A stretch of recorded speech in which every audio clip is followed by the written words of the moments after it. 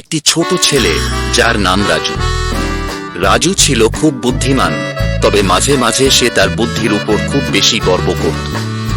তার বাবা, যিনি একজন জ্ঞানী ব্যক্তি ছিলেন, রাজুকে বুঝতে চেয়েছিলেন যে শুধু বুদ্ধি থাকলেই সব সমস্যার সমাধান হয় না, বরং ধৈর্য, সততা এবং সঠিক সময়ে সঠিক সিদ্ধান্ত নেওয়াও জরুরি।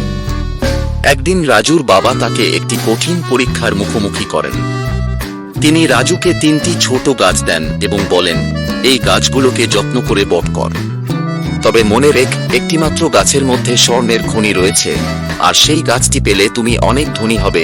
রাজু খুব আগ্রহ নিয়ে কাজ শুরু করল।